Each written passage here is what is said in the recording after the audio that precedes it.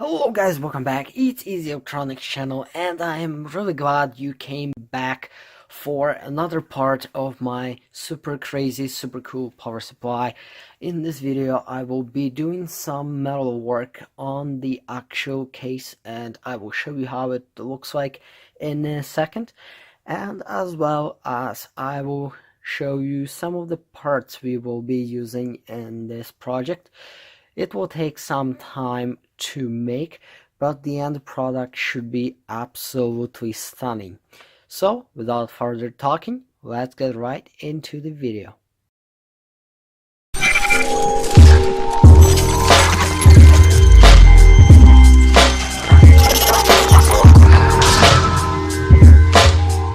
Hello ladies and gentlemen, welcome back to the lab, and today, as you can see, we have another update for my new lab bench power supply. So essentially, what we have done at the moment is we have built the frame kinda. So I have my sides, and then this is the front, that is the back. So all of the sides are now sanded, and we have it riveted here. So the sides are done. I have to still make the front panel mounts so I can mount the front panel. The back panel, I don't know yet how I'm going to mount it. We will have to do it a little later, so not now. And yeah, I mean, so far it's been pretty good. And this is our front panel right here. Focus. As you can see, we have a whole bunch of vent holes here and there, so they're designed for the air to go through and actually exhaust through the back. The LCD would be right here, so you'll have two LCD screens. We have our fuses and switches here for each channel. Right here, so potentiometers go here. The holes are not drilled yet to size, so I just have the pilot hole drilled, so that is easier for me to actually drill it later, so it's nice and straight. And here's the outputs for each channel, and channel 1 and channel 2 are identical in terms of layout. Nothing have changed. And we just have some control things here for the whole power supply. It's a separate area.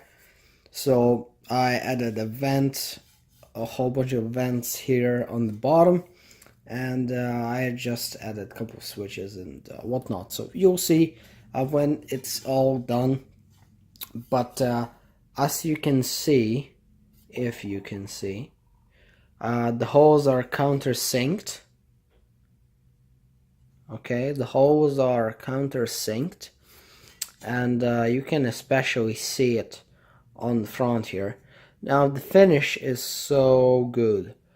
I am honestly surprised by the finish, because it's really good. Not sharp anymore. Everything is nice looking. So what I will be doing next is I will just figure out how to mount the front panel and cut some U-shaped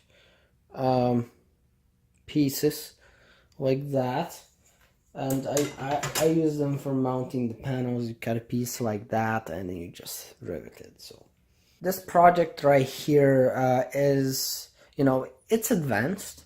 I never made anything like this before, so even in terms of the case, it's really advanced in the amount of detail that the front panel has to hold. So that will be difficult to do, but overall, so far so good. I hadn't had a chance to start working on the electronics part of this project, but as I said, so far so good. But I have a feeling that it might be really difficult to do the electronics on this power supply, and there's nothing I can really do about that. I will just have to suck it up and slowly work on the electronics. So let me actually move my camera, and I will show you all of the electronics I have for this power supply.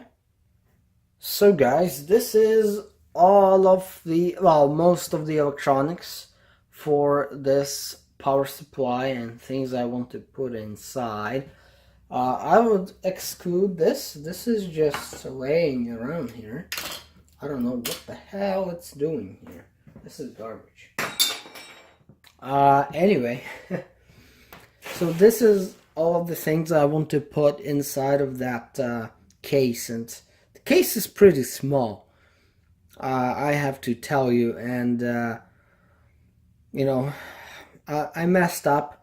The original plan was to put the ATX power supplies like this, but because of the small U-shaped rail thing that I used to connect all of the sides, it took some of the width inside, so now they don't fit. They have to go vertical. That really makes no difference to me. They will still take the same amount of space. I'm not gonna have anything on the top of them, so like my original plan was to do. So really, I don't give a F that happened, but it would be nice if everything would go according to the plan. But so here we got a lot of potentiometers, and this is Burns potentiometers, 10 turn. You can get them cheap on eBay. I think I paid how much? Like $2.50 a pot.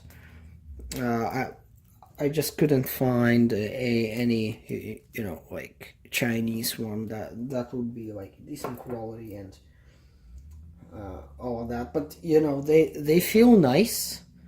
It's hard to turn because they have that special oil on the shaft, but it's nice and smooth. And I also have these 10-turn dials, focus. I also have these 10-turn dials right here. So as you can see, if I would actually turn it, you'll see it's 0. Now it goes to 1. Now it goes to 2. And a 3 and a 4, so on until it completes the circle. So this is a 10-turn pot, and that looks so nice. I mean, if it could only focus, there we go. So that looks so nice. And what you can do is you can put that lever on there. Now you can turn it. It's blocked. So you flick that, and now it's easy to turn. Very, very simple. What else can I show you? There's these resettable 5 amp fuses right here. Yeah, it doesn't want to focus, but you got the idea. These resettable fuses, it pops, and then it's red and white. You click on it, it's gonna pop out like that, and then click on it and reset it. Nothing fancy, just something good to have. I also have some of these pull switches, so like that.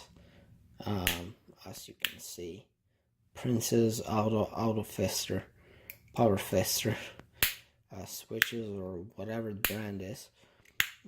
But these are like 25 amps, 12 volt or something like that. So no, they're just kind of cool. So it's open circuit now, and then you have to pull it. Now it's closed, and then if you want, you can push it and then disable the output or something. Well, at least that's my plan. where I'm gonna use it. Or I also have these switches, which are rated at 25 amps, but to be honest, I doubt. I'd say maybe 10 or 15 amps. I would trust it. But 25, I don't know. And I also have some of these switches I salvaged a long time ago from a panel that someone threw out. I think it was like a homemade panel for something.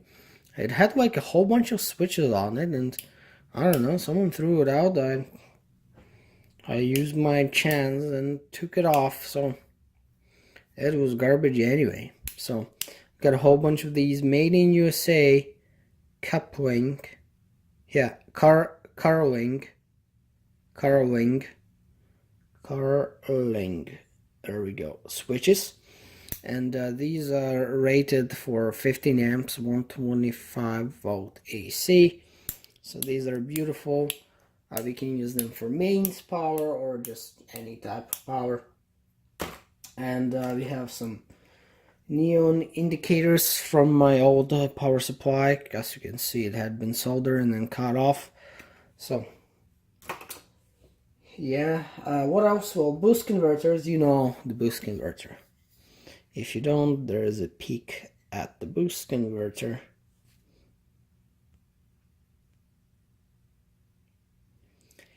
So if you don't know, this is a boost converter, and there you can see it. Maybe some of you guys want to see it. That's a boost converter. Has a heatsink on the back. There is, you can see the pads for the transistors. Pretty big one, okay? That's a big one, I have to say. We got two of them. We can go from 12 to 60 volts, no problem. What else? So this is the LCD display driver and measuring board, and this is the LCD. So as you can see, you just plug it in. I have to look at it. So there we go. You plug it in and you have yourself a display and a measuring board. So that all works really nicely. And the mode button, you know, works well. Who cares? And obviously we got two fans. So this is an NMB, or I don't know, whatever. You can find a whole bunch of these in just server computers.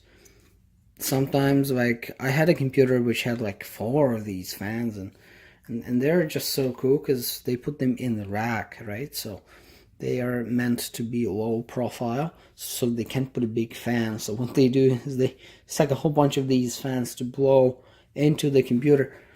And yeah, I mean, I just have a whole bunch of these fans. So let me show you the other one. Yeah, so as you can see, I got like another Nidec, whatever type of thing. 2 fans exactly the same.